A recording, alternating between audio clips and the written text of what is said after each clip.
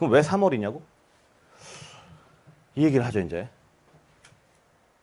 1월, 2월 달에 아무리 공부를 잘하는 사람이라도 입시를 다시 시작해야지 라고 생각을 했으면 1, 2월에는 개념을 공부하게 돼요.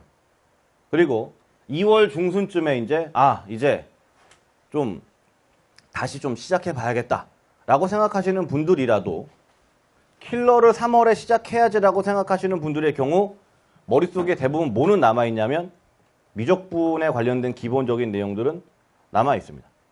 사실은 킬러 문제가 가장 애들한테 힘들게 느껴지는 게 미적분인데 미적분이 그러면 엄청나게 어려운 걸 배워야지 풀 수 있는가 30번을? 절대로 그렇지 않습니다. 쉽게 말해서 여러분들이 만약에 톡 까놓고 말해서 기본적으로 오르비에서 어느 정도 등급이 나오시는 분들이면 그냥 알고 있는 것들을 풀어도 풀 수 있어요.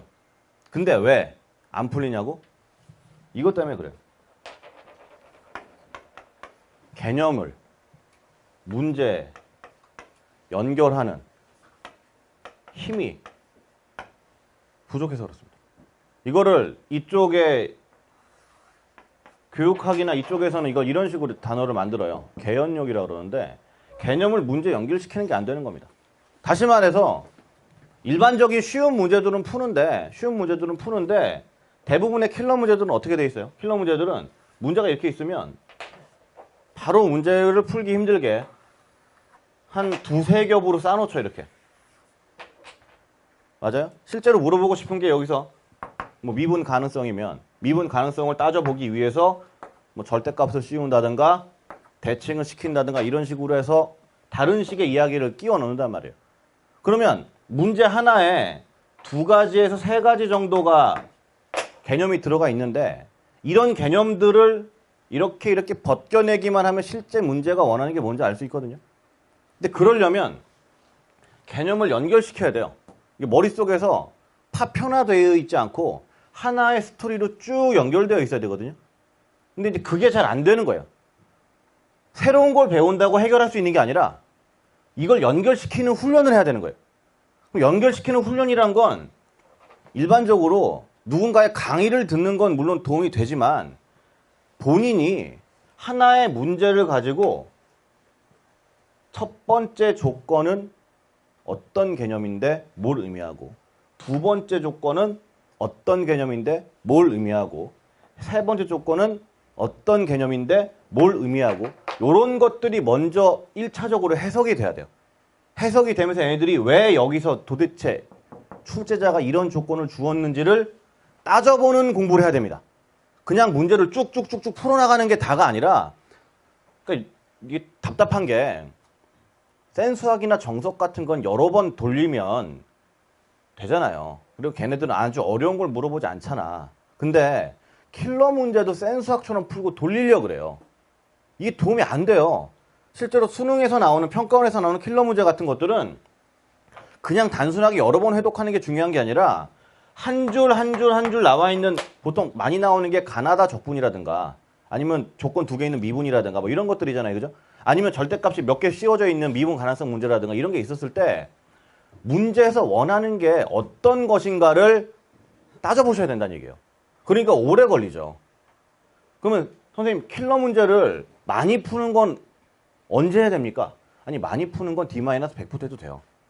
대신 그 전에 조건 해석하고 개념을 연결하는 힘을 길러놔야 됩니다. 그래서 내가 항상 3월부터 하자고 얘기를 하는 거예요. 선생님 같은 경우에 메가스터디 재종반에서 한 4년 있었는데 강사평점을 내면은 초반에 잘 안 나와요.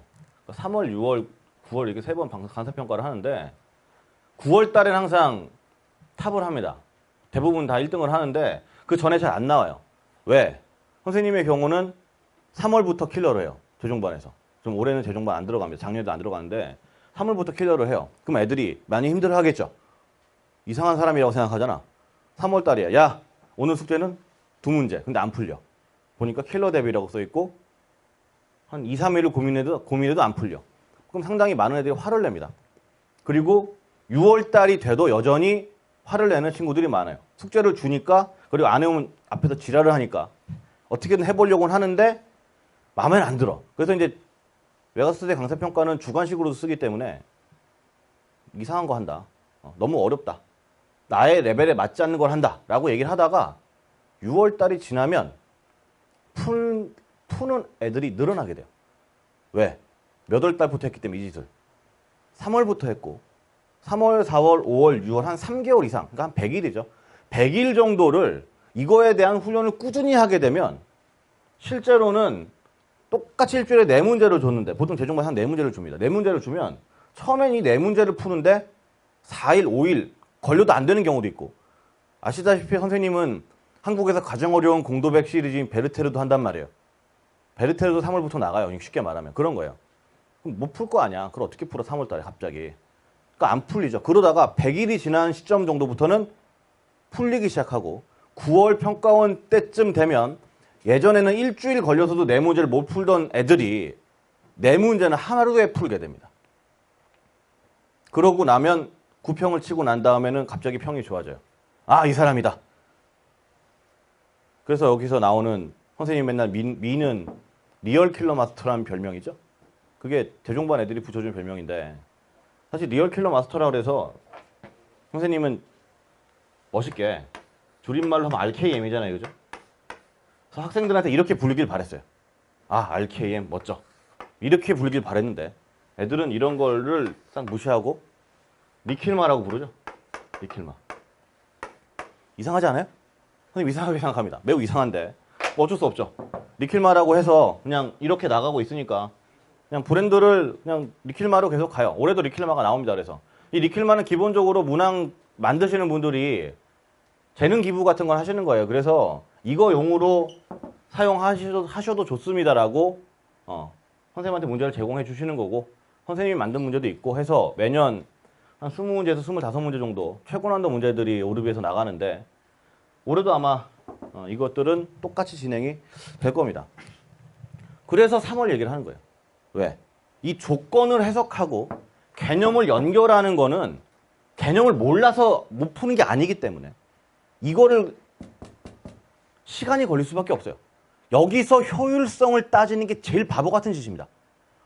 킬러는 한 문제를 가지고 3일을 고민해도 괜찮아요.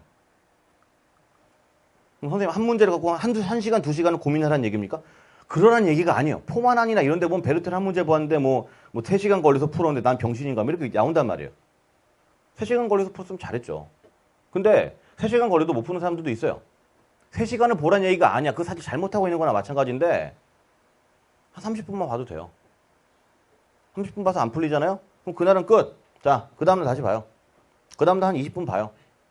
모르겠어요? 끝. 그 다음날 또 봐요. 15분 봐요. 끝. 대신 머릿속에 계속 있어야 돼요. 매일 보는 거예요. 하루에 3시간을 보는 게 아니라 30분, 15분씩 여러 날들을 거쳐서 보는 거예요. 실제로 그러면 이 미적분이든 베르테르든 난이도가 높은 문제가 됐을 때 아예 문제풀이의 실마리가 안 보인다면 어쩔 수가 없는 거지만 가다가 하는 스타일의 문제인 경우는 4일이나 5일째 되는 순간 갑자기 뭐가 보일 때가 있어요. 그게 연결되고 있는 거예요. 그때가. 문제에서 요구하는 개념하고 내가 알고 있는 개념하고 연결되는 순간이 한 3, 4일째 봤는데 한 4일째 딱 이거 뭐야. 이렇게 딱 깨달음이 올 때가 있단 말이에요. 이것들이 쌓이면 레벨업이 되는 겁니다. 실제로 단과 강의는 이게 되게 힘들어요. 단과 강의 되게 힘들어서 왜 수업 듣다가 마음에 안 들면 나가고 그러잖아요. 그죠? 1년 동안 긴 호흡으로 가기가 힘들어서 올해 사실은 선생님이 약간 좀 모험을 해보는 겁니다. 오르비를 믿고. 오르비는 그래도 다른 사이트에 비해서는 공부 좀 하겠다는 사람들. 그러니까 지금 공부 잘 못하더라도 킬러를 그래도 좀 나는 맞춰야겠어. 라는 의지가 강한 사람들이 모였을 거라고 생각하기 때문에 여기서 3월부터 하는 거예요. 다른 학원에서 3월부터 못해요.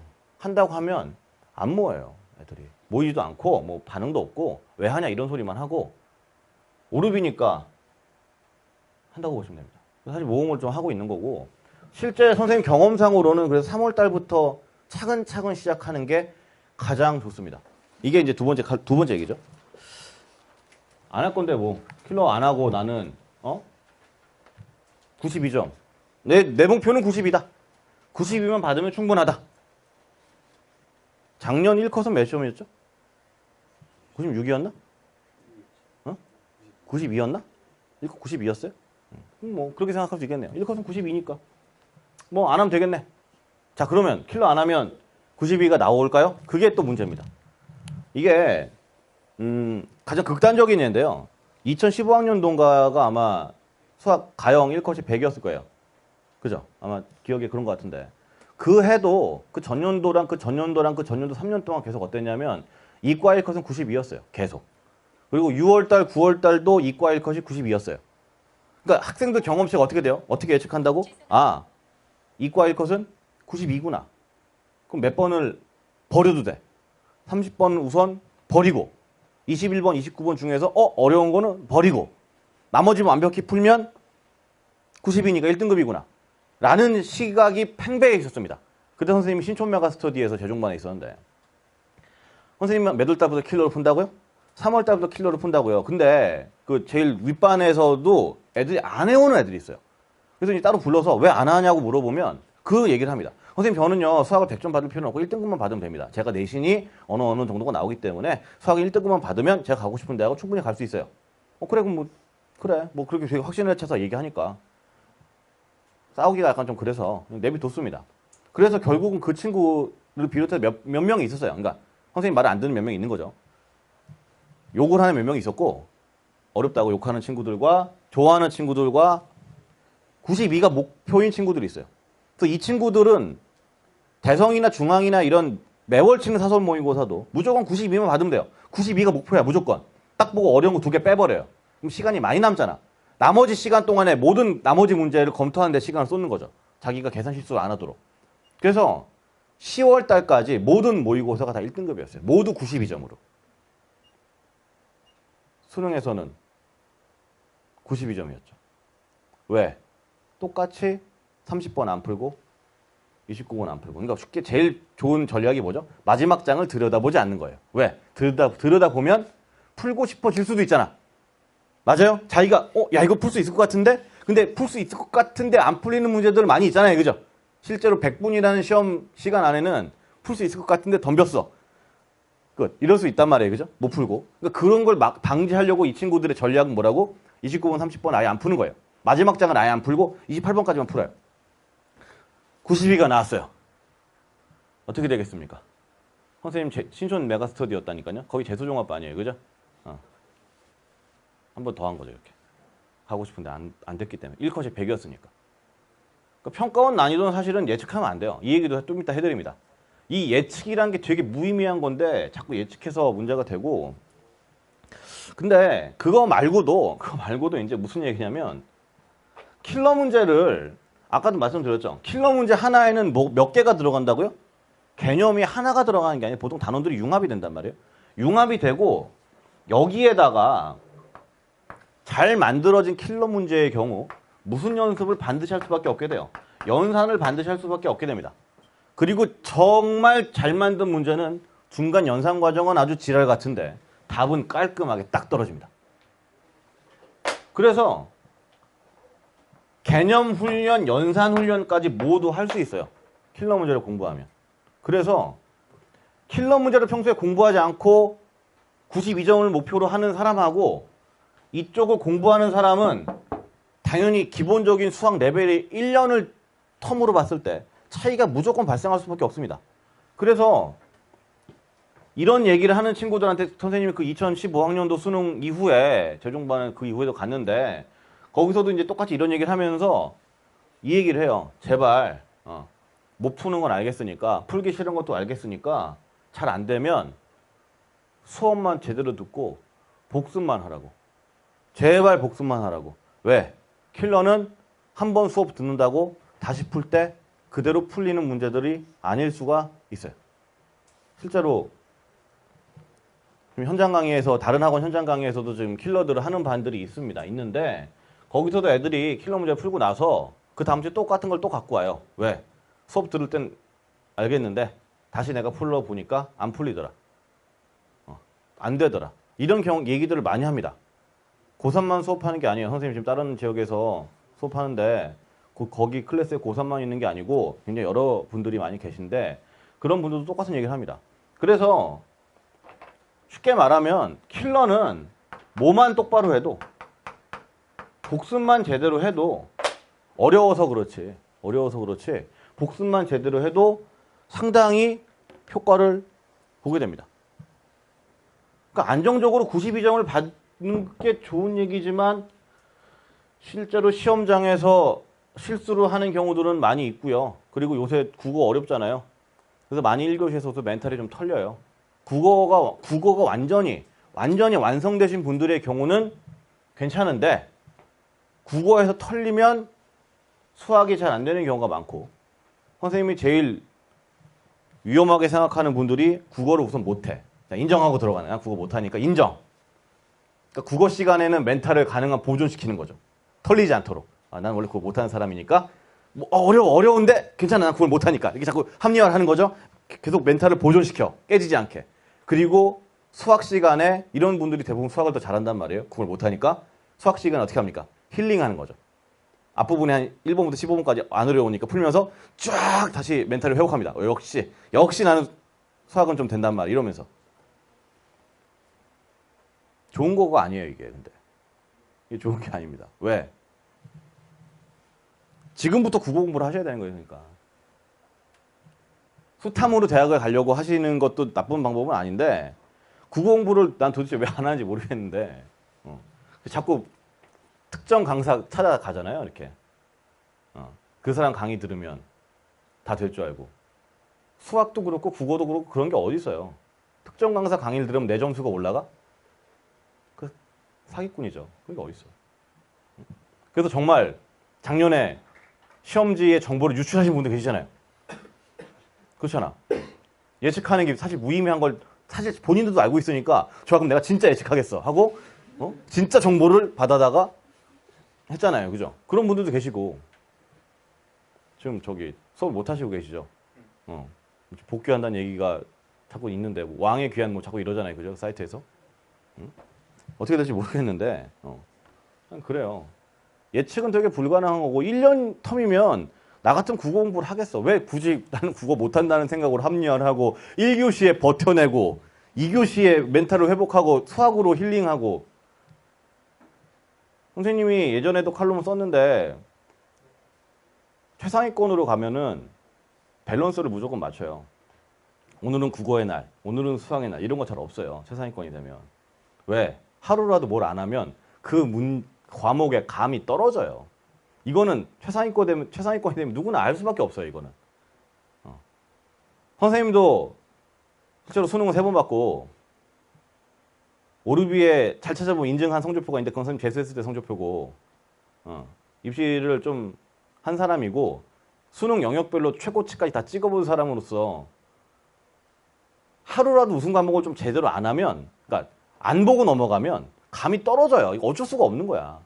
그래서 6월까지는 이건 그냥 일반적인 공부법이에요. 6월까지는 자기가 부족한 부분을 깊게 파는 게 맞는데 문제는 부족한 부분을 깊게 파다가 그게 8월까지도 계속 깊게 파고 9월까지도 깊게 판 다음에 9평 치고 나면 맞다. 이러고 자기 약점을 또 하다가 약점만 깊게 파고 강점은 또 안 파고 이래서 계속 어떻게 돼요? 밸런스가 이런 그래프가 나와요. 그래서 수능날 운이 좋으면 점수가 잘 나오고 아니면 밸런스가 왕창 깨집니다. 그래서 기본적으로 6평 이후에는 무조건 밸런스를 맞춰야 돼요. 선생님 이제는 탐구를 하겠습니다. 탐구를 하는 건 좋은데 국영수도 해야 되는 거고 밸런스를 밸런스를 맞춰야 됩니다. 위로 올라가면 올라갈수록 여러분들이 위로 올라가고 싶으면 밸런스를 맞추는 공부를 하셔야 되는 게 맞아요. 6월 지나면. 우선은 이렇게 할게요. 우선은 전반적인 얘기부터 합니다. 도구 정리가 답이냐? 킬러 문제를 유형화해야 되는 것이냐? 어떻게 풀어야 되는 것이냐? 뭐 이런 건데 도구 정리가 답이 아니죠. 당연히. 너무나 당연한 자명한 겁니다. 왜? 도구가 많을 필요가 없거든요. 근데 많아요. 대부분 학생들이. 뭘 너무 많이 배웠어. 이상한 걸 너무 많이 배워서 이상한 것까지는 아니라도 뭔가를 너무 많이 배워서 그러니까 아주 단순하게 말을 하면 전쟁터에 나갔는데 등에는 칼이 꽂혀 있고 허리에는 권총이 있고 왼쪽에는 장총을 들고 있고 이 품 안에는 나이프가 있어. 완전 무장을 했어. 그래서 상대방을 딱 만났는데 나는 얘를 등에 있는 칼로도 죽일 수 있고 허리에 있는 총을 뺏어서 죽일 수 있고 가슴에 있는 나이프를 던져서 죽일 수도 있고 왼쪽에 있는 장총으로도 죽일 수 있어. 뭘로 죽이지? 를 고민하게 되는 거예요. 그게 이 도구가 너무 많았을 때의 일입니다. 근데요, 요새 많은 학생들의 경우 도구 정리를 되게 좋아하거든요. 왜? 내가 정리하기 싫거든. 원래 어떻게 되는 게 맞아요? 만약에 나한테 4개의 도구가 있으면 칼도 한번 써보고 총도 한번 써보고 나이프도 던져보고 장총도 쏴본 다음에 뭘 해야 돼? 아, 나한테는 뭐가 제일 잘 맞구나. 등에 있는 칼이 제일 좋은 거였어. 를 알아야 돼요. 왜? 개인차가 있으니까. 근데 누가 해줘. 유명하신 분이 도구를 정리하면 이럴 때는 이렇게 하는 거야. 이럴 때는 이렇게 하는 거야. 알겠지? 그러면 딱 받아줬고 이럴 땐 이렇게 이럴 땐 이렇게 그대로 문제를 연습합니다. 잘 될 수도 있어요. 안 될 수도 있어요. 킬러 문제로 가게 되면 어느 쪽이 더 크냐? 안 될 확률이 더 커요. 왜? 자기 머리로 생각을 잘 안 하기 때문에. 남이 해준 도구 정리, 남이 해준 우선순위로 공부를 하게 되면 남이 정해준 우선순위라도 이걸 비판적으로 받아들이고 정말 나한테도 이 우선순위가 적용되는지를 따져본 사람들은 알아서 잘하는데 그게 아니라 누군가를 너무 맹신한단 말이야. 맹신하고 그 사람이 얘기해준 순서대로만 그대로 공부를 하면은 내가 내 생각을 잘 안 하게 된단 말이야. 기존에 나와있던 킬러 문제들은 당연히 쉽게 풀리죠. 수능 킬러, 평가원 킬러 쉽게 풀린다. 왜? 그 사람들이 그걸 보고 도구를 정리한 거란 말이야. 근데 실제로 올해 내가 치를 새로운 수능에서 똑같은 문제가 나오라는 보장이 있어요? 작년 이과 30번이 그렇지 않았기 때문에 문제가 생긴 거란 말이에요. 작년 이과 30번을 다들 뭘 예측했냐면 지수함수 곱하기 사인함수나 지수함수 곱하기 2차함수나 초월함수가 분명히 이상한 게 나올 거다. 이런 식으로 얘기했단 말이에요. 초월함수 그래프를 그릴 줄 알아야 되고 합성함수 그래프를 그릴 줄 알아야 되고 합성함수 그래프 그릴 줄 몰라도 돼요. 그릴 수 있으면 좋겠지. 좋은 부분이 있어. 하지만 30번 킬러에서 그런 걸로 유불리를 낼까? 아니, 안 내. 안 내는 경우가 많아요. 쉽게 말하면 이런 도구 정리는 전부 다 사후적인 풀이고 안 좋게 말하면 뒷북수학이에요. 그럼 도구 정리를 누가 해야 된다고? 본인이 하는 거예요. 도구 정리는. 내가 공부를 누구 수업을 듣든 간에 수업을 들으면서 내가 직접 경험해보고 아 내가 해봤더니 나는 저 사람은 정사형을 엄청 강조하는데 이 사람은 삼수는 엄청 강조하는데 나는 해보니까 뭐가 제일 좋더라. 역시 난 좌표더라. 이럴 수도 있는 거고. 선생님 제자 중에 좌표를 신처럼 잡는 애가 하나 있어요. 베르테르도 좌표를 풀어요. 신의 경지죠. 왜? 그 친구는 이미 터득한 거야. 어떻게 좌표를 잡아야 가장 쉽게 풀리는지를. 누가 알려줘서 그런 거? 아니, 자기가 터득했어. 반대의 경우도 있는 거죠. 일반적으로는 공간도형 얘기를 하면 일반적으로 뭐가 제일 많이 나옵니까? 이면각 삼수선이 제일 많이 나와요. 그리고 정사형이 나오고 그리고 좌표잖아요. 근데 해설지를 보면은 EBS 해설지는 이상하게도 뭘 먼저 우선순위를 놓습니까? EBS 해설지 같은 경우는 정사형을 우선순위를 항상 놔요. 이면각 삼수선 풀이는 안 써주는 경우들이 많아요. 그리고 좀 이상하면 그냥 좌표를 푸는 경우도 많습니다. 근데 문제를 바라봤을 때 정사형으로도 풀리고 이면각으로도 풀리고 좌표로도 풀리면 실제로 다 해보란 말이에요. 본인이 다 해봐야 된다고. 남이 정리해주는 걸 듣지 말고 본인이 다 해본 다음에 이 중에서 내가 제일 제대로 활용할 수 있는 게 어떤 건지를 뭘 갈고 닦을지를 정해야 되는 거예요. 도구 정리를 하면 그런 걸 말하는 거예요. 근데 이걸 자꾸 남이 떠먹여주길 바란단 말이야. 그러니까 강의를 백날 들어도 킬러가 잘 안 되는 거예요. 그럼 박주혁 선생은 어떤가? 카메라 꺼지면 얘기해드리겠습니다. 인강 듣는 분들은 따라오시면 돼요. 시키는 대로 하시면 됩니다. 인강에서 다 이것저것 다 얘기합니다. 지금 하는 얘기도 줄창에 아주 반복합니다. 재미가 없어서 그렇지 똑같은 얘기 아주 반복합니다. 자, 그 다음에 두 번째는 그러면 킬러 문제가 유형화되면 공부하긴 편하죠. 왜? 이것도 누가 이미 유형화 시켜놓은 거잖아. 그지? 자, 이럴 때는 이렇게, 이럴 때는 이렇게, 이럴 때는 이렇게. 지금 자꾸 얘기하는 게 도구 정리 킬러 유형화가 전부 다 뭐 때문에 나온 거라고요? 효율성 때문에 나온 거예요. 효율성 때문에. 너네들이 뭘 공부해야 되는 거니까. 너네들이 국어도 공부해야 돼. 영어도 공부해야 돼. 탐구도 공부해야 돼. 그거 다 공부해야 되는데 수학은 또 언제 할 거야? 자, 선생님이 알아서 정리해놨어. 이걸 공부하도록 해. 좋은 거죠. 자, 킬러 문제를 유형화해놨어. 이걸 하도록 해. 들을 땐 되게 좋죠. 이거구나. 야, 30번은 못 풀어요. 일반적인 문제들이라면 전부 다 도움이 됩니다. 첫 번째, 두 번째 전부 다 도움이 돼요. 지금 내가 말하고 있는 건 29번, 30번 같은 킬러를 말하는 것이고 공간도형 킬러냐, 벡터 킬러냐, 미적분 킬러냐, 킬러를 얘기하는 거예요. 남이 해준 것들은 사실 별로 도움이 안 됩니다. 선생님, 근데 제 친구들은 그 사람 거 듣고 다 잘 봤던데요. 아마 그분들은 남의 거를 들으면서도 100% 맹신하지 않고 아마 한번 걸러서 들었을 거예요.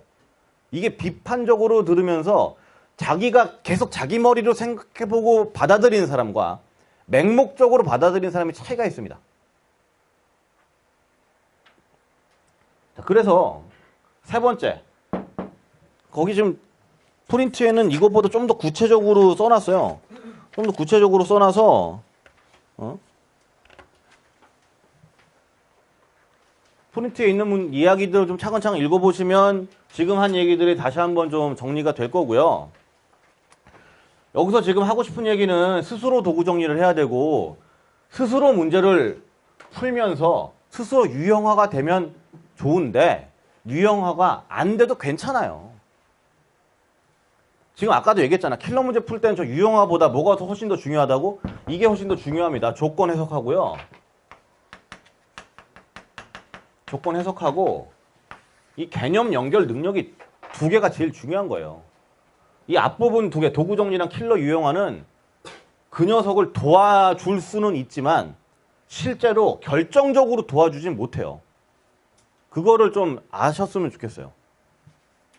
그러니까 킬러 문제 어떻게 풀어내야 하나요도 비슷한 얘기가 돼요. 다시 똑같은 얘기의 반복입니다. 이 두 가지를 내가 교과 개념에서 뭘 배웠고 이 문제를 봤더니 이 문제는 함수도 쓰였고 역함수랑 함수의 기본 조건, 그다음 미분 가능성 뭐 등등등이 서너 개의 개념이 쓰였구나. 그 개념이 조건에 어떻게 녹아 있구나. 근데 이 조건에서 방정식을 줬는데 방정식의 근을 이용하는 것인지 아니면 방정식을 그래프처럼 해석해서 교점으로 해석해야 되는 것인지 부등식이 주어졌다면 부등식의 범위가 있는 것인지 아니면 부등식이 사실은 등식처럼 활용이 되는 것인지. 구체적인 예를 들면 이런 거예요. 중학교 때 배우잖아. x-1의 제곱이 0보다 작거나 같으면 이건 껍데기만 부등식이죠. 사실은 뭐인 거야? x는 얼마인 거야? 실수 범위야. 1인 거죠? 뭐 이런 거. 선생님 이거 너무 쉽잖아요. 이거 근데 이상하게 포장하면 못 풀어요 또. 결론은 이건데 이렇게 되기까지의 과정을 적분을 이용해서 막 이상하게 풀어놓잖아? 지수함수, 삼각함수 섞어서 써놓으면 못 풀어요. 최종 결론은 이렇게 나오는데 이렇게 되기까지의 과정을 포장을 해놓으면 여기까지 못 와요. 그런 경우들이 허다합니다. 킬러 문제라는 게 대부분 그런 거예요. 기본 원칙은 굉장히 간단한데 이 간단한 거를 풀기 힘들게 포장을 여러 겹을 한단 말이야. 다른 개념으로. 그래서 그 개념들을 연결시키고 조건을 해석하는 훈련이 실제로 킬러 문제의 거의 유일한 해법입니다. 30번을 어떻게 하면 풉니까? DC에서 물어보세요. 가끔 선생님 검색하는데 DC에서 물어보면 누구를 들으면 30번을 뭐 할 수 있대. 그래서 계속 댓글을 쭉 읽다 보면 또 반론이 제기되잖아요. 그죠? 아니다. 뭐 DC만 그런 게 아니라 뭐 딴 수험생 사이트 비슷한데 그러면 결론이 항상 그래요. 30번을 맞추는 방법은 없다. 자, 이제 네 번째입니다. 실전 모의고사 활용법. 약간 좀 흥분한 것 같은데 흥분을 좀 가라앉힐게요. 자, 생각만 하면 화가 나갖고. 실전 모의고사를 공부하는 게 이제 그렇죠. 공부를 할 건데 실전 모의고사도 이것도 언제부터 풀 거냐. 이것도 되게 여러 가지 얘기가 있어요. 그죠? 왜냐면 이 안에는 뭐가 들어있을 테니. 킬러가 들어있을 거 아니에요. 그죠? 언제부터 풀 거냐? 몇 회를 풀 거냐? 뭘 풀 거냐? 그죠? 우선은 요 세 가지가 반드시 지켜주는 게 좋습니다. 뭐라고요?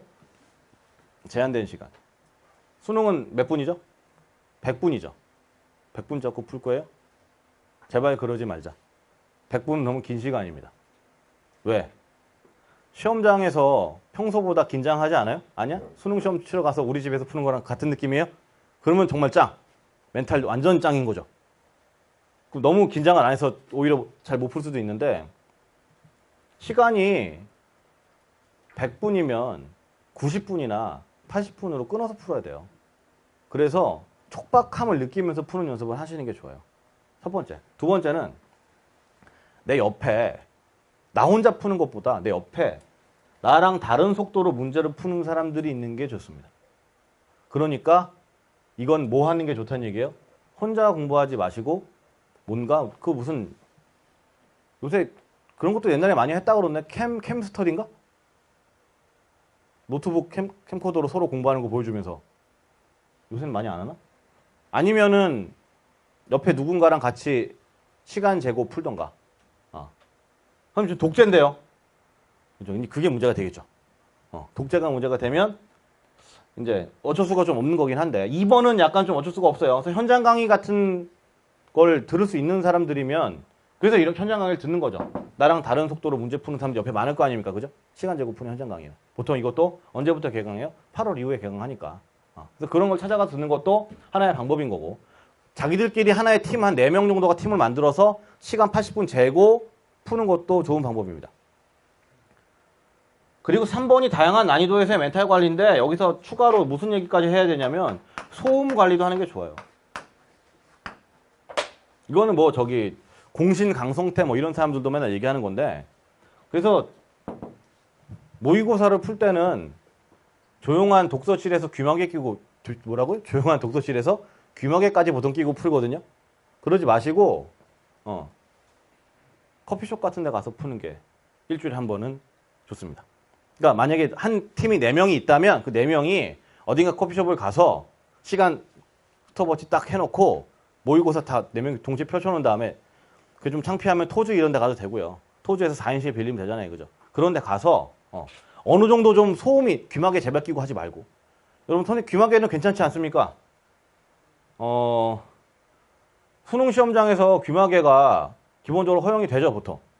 근데 저기 좀 옛날 할아버지 분들이나 좀 이런 이상하신 분들 만나면 귀마개 갖고 뭐라고 하시는 분들이 있어요. 가끔씩 계세요. 그러면 결론적으로 끝까지 싸워서 귀마개를 꼈다 하더라도 그날 이미 내 기분은 많이 상해 있습니다. 그러니까 안 끼고 하는 게 기본적으로 더 좋을 수 있어요. 그래서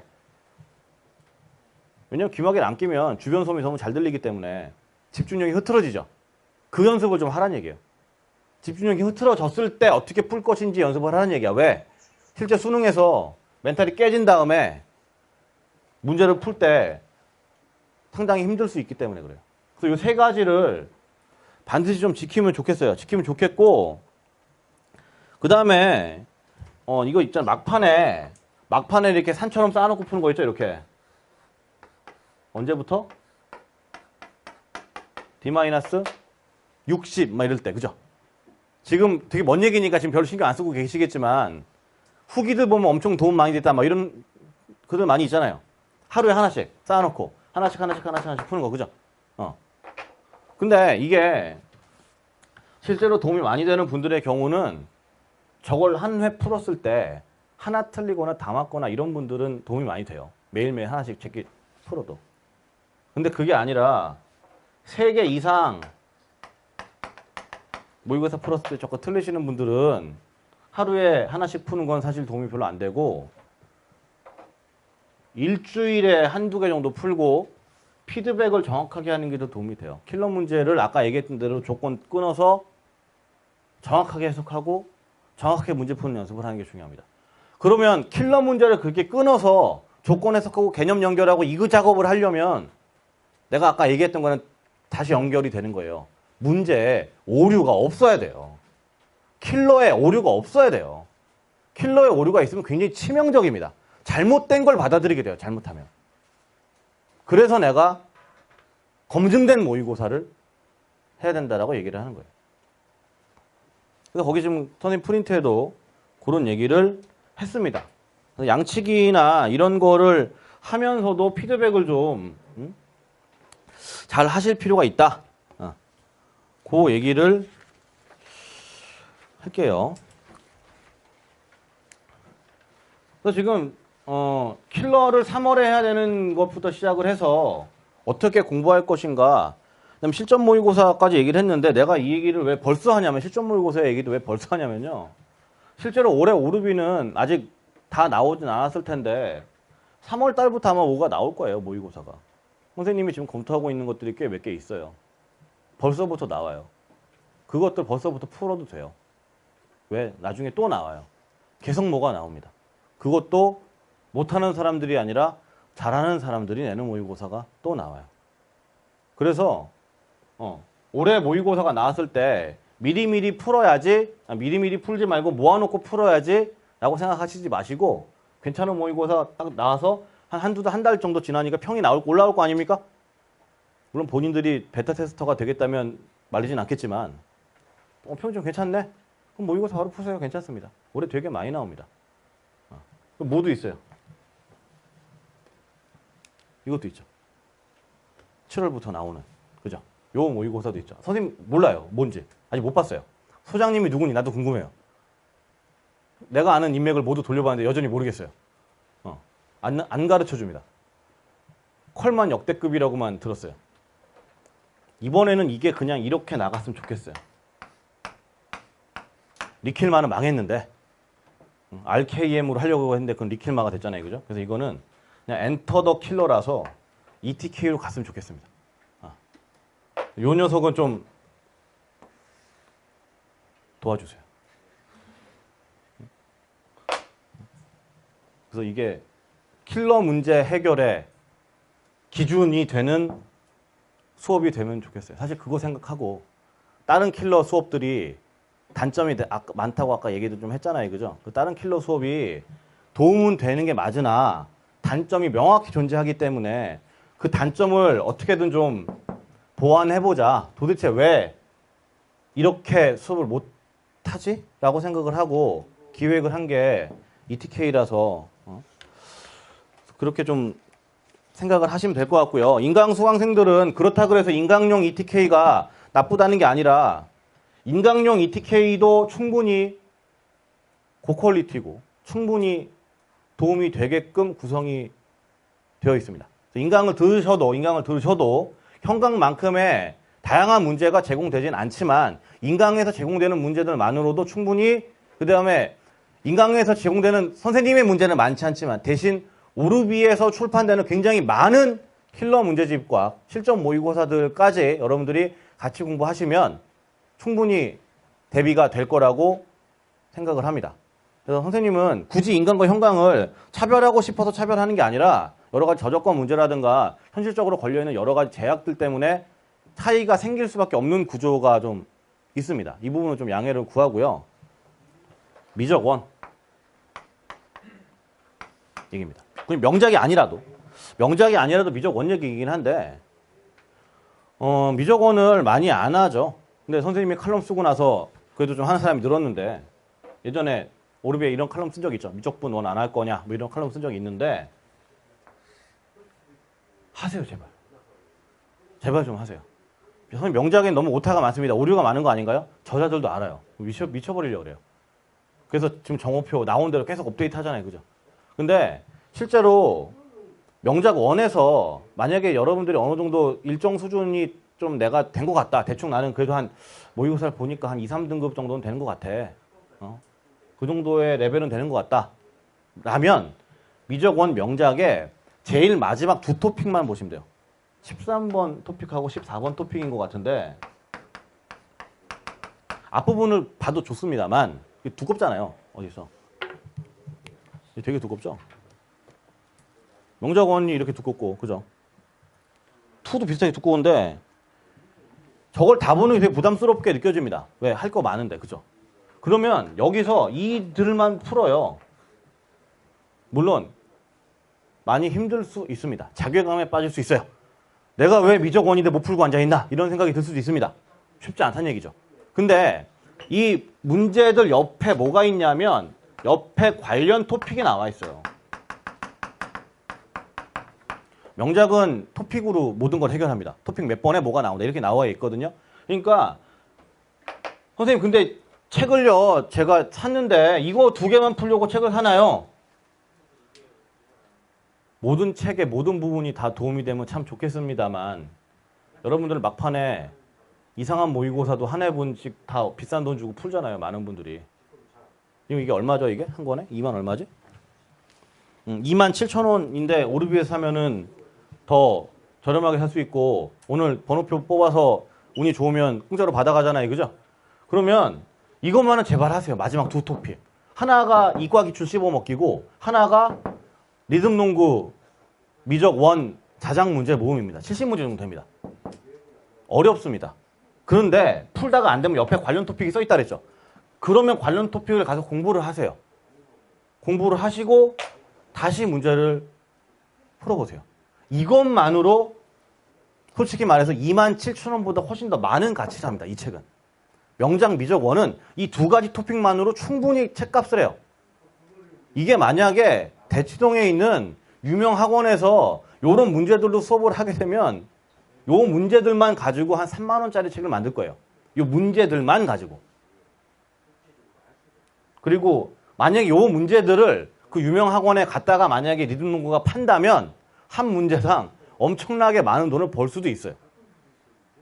근데 리듬농구는 그렇게 팔지 않습니다. 자기 모의고사에 그냥 다 만들어서 넣어요. 그리고 왜 여기서 다 대방출하냐고? 올해 만드는 모의고사는 전부 새로 만들 거니까. 그냥 옆에서 보고 있으면 약간 문제 만드는 무슨 약간 머신 같은 느낌이 들어요. 그래서 탁 치면 문제가 탁 나오는 약간 그런 느낌이 들 때가 있습니다. 그러니까 이분은 그 정도의 능력이 되시는 분이라 자기가 지금까지 했던 문제들을 명작을 통해서 싹 다 방출하는 거예요. 거의 다. 그리고 이제 싹 다 방출하다 보니까 뭐가 나오는 거예요? 자꾸 진짜 어려운 문제들도 같이 나오는 거예요. 본인들이 지금 미적2 하 난이도 때문에 본인들끼리 걱정하고 있어요. 이건 진짜 어렵다. 우리가 봐도 어렵다. 큰일 났네. 막 이런 얘기 하고 있습니다. 그러니까 딴 건 안 하더라도 미적1에서 요만큼은 좀 하셨으면 좋겠고 요건 그래서 선생님이 인강에서 요것만 해설 강의 해놨어요. 13토픽하고 14토픽만 해설 강의를 해놨습니다. 그리고 뭐 오르비 인강은 뭐 여러 번 얘기하지만 뭐 가장 싸죠. 우리나라에 있는 모든 사이트 프리패스 중에서 가장 싸지 않나? 약속 패스도 싸고 아닌가? 제일 싼 건 아닌가? 선생님 제일 싼 거 같은데? 지금 다짐 패스라고 생겼죠. 새 학기에 무슨 다짐 패스? 더 싸졌어요. 10,000원인가 또 내려갔습니다. 굉장히 저렴한 그런 게 있으니까 공부하다가 안 되면 요거는 선생님이 해설 강의 해놨으니까 도움이 좀 될 거다라는 얘기예요. 그래서 미적1을 어떻게든 하시는 게 좋아요. 그러니까 킬러 문제를 위해서 하라는 거야. 지금 이 말은 미적1을 가지고 비킬러를 풀어야지라는 얘기를 하는 게 아닙니다. 비킬러는 미적1 굳이 안 하더라도 여러분들이 올해 뭐 수능 특강이라든가 수능 완성이라든가 뭐 등등등 그럼 유사한 문제집을 풀긴 풀 거 아닙니까? 그거 말고라도 뭐 메가스터디에 무슨 진 선생님들 무슨 교재를 푼다든가 삼진이라고 계시잖아요. 삼진. 유명한 삼진 있죠? 다 엄청나게 잘하시는 분들이고 그죠? 대단하신 분들입니다. 누구를 들어도 아주 좋은 분들이죠. 그런 분들 인간 교재를 풀건 EBS를 풀건 뭐를 풀건 간에 비킬러는 해결이 된단 말이에요. 일정량 이상을 풀면 해결이 돼. 미적1이 거기서 발목을 잡는 게 아니야. 작년 30번처럼 킬러인데 미적1과 융합이 됐을 때 잘 안 되는 상황을 연습을 해보자는 거예요. 그래서 이런 거를 미리 좀 지금 3월 달엔 아직 시간이 좀 있으니까 70문제라고 해도 하루에 5문제씩만 풀면 12일이면 되잖아요. 아닌가? 14일이구나. 죄송합니다. 14일이면 되잖아요. 그죠? 14일이면 2주 아니에요? 큰 엄청나게 부담이 되는 시간은 아니라고 생각합니다. 그래서 이 부분을 좀 꼭 마지막으로 좀 얘기를 할게요. 미적2만 잘한다고 해서 물론 여기서 이제 1위 얘기도 할 수 있죠. 올해 수능 30번도 미적1이 나온다는 보장은 없지 않습니까? 맞아요. 솔직히 개인적인 생각으로는 올해 수능 30번은 미적1과 상관없는 미적2만 가지고 문제가 나올 수 있다고 봐요. 그럴 가능성이 굉장히 높습니다. 만약에 6월, 9월 30번이 미적1과 융합된 문제가 나온다면 수능에서 미적2 단독으로 문제가 나올 확률은 훨씬 더 높아질 거라고 봅니다. 선생님 개인적인 생각이고 개인적인 통계긴 한데 근데 모르는 거잖아요. 예측은 안 하는 게 제일 좋아요. 할 수 있는 건 공부를 기본적인 공부는 다 하는 게 좋습니다. 지금 내가 말하는 기본적인 공부라는 거는 무슨 대학 과정을 공부해라 이런 게 아니라는 걸 알겠죠? 교과 과정 안에서 해볼 수 있는 건 다 해보는 게 좋다는 얘기야. 킬러를 하기 위해서. 그러니까 미적원 1은 제발 이것만이라도 좀 하자고 말씀드리는 겁니다. 그래서 그 프린트의 마지막에 보시면 개강일 써 있고 굵고 아주 까맣게 써 있죠. 다음 주 토요일 날 개강한다고 돼 있고요. 그다음 그 뒤에 후기가 있습니다. 후기 100점 받으신 분들 드문 분들인데 어쨌든 후기들이 있고 현강 후기도 있고 같이 쭉쭉 붙어 있어요. 그래서 스타일이 어떤지 한 번씩 쭉 들어보시면 될 것 같고 다음 주 수업 자체는 공개 수업이기 때문에 그냥 오셔도 무방하다 라는 얘기를 마지막으로 설명회를 마치겠습니다. 감사합니다.